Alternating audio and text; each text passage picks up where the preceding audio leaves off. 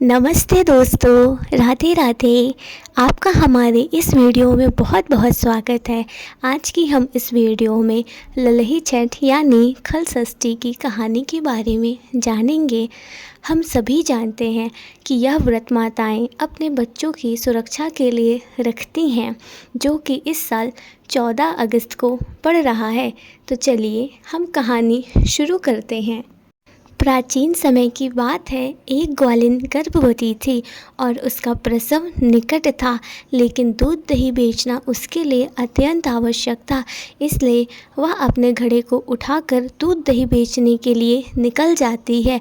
उसने सोचा कि जितना दूध वह बेच सकती है बेच देगी, बाद में जितना दूध बचा रह जाएगा वह उसके काम में आ जाएगा।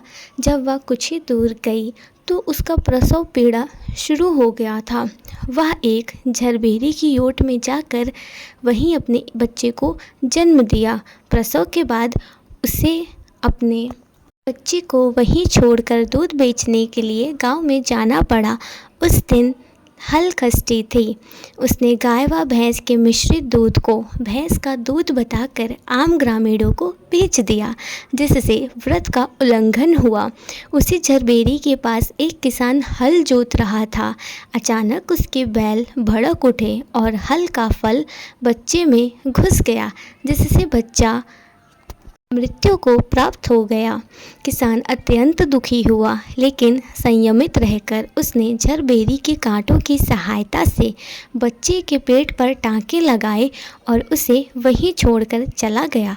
कुछ समय बाद जब ग्वालिन दूध और दही बेचकर लौटकर आई और अपने बच्चे की ऐसी अवस्था देखी, तो उसे यह महसूस हुआ कि उसने अपने स्वार्थ में आकर गांव वालों को झूठ बोलकर दूध और दही बेचा और गांव वालों को धोखा दिया और संतान की अनदेखी की। इसे अपने पाप का फल समझकर उसने समाज से प्रायश्चित करने का निर्णय लिया। वह गांव लौटकर गलियों गलियों में जाकर अपनी गलती स्वीकार कर उसे बताने लगी कि उसने क्या किया और इसके परिणाम स्वरूप पाप कैसे हुआ। तरह तरह की स्त्रियों ने उसके इस कृत्य को सुना और क्षमा करके उसे आशीर्वाद दिया। फिर जब वह पुनः झरबेरी के पास पहुंची तो उसने चमत्कार देखा कि उसका पुत्र, जो कि मर चुका था, वह अभी जीवित हो चुका है।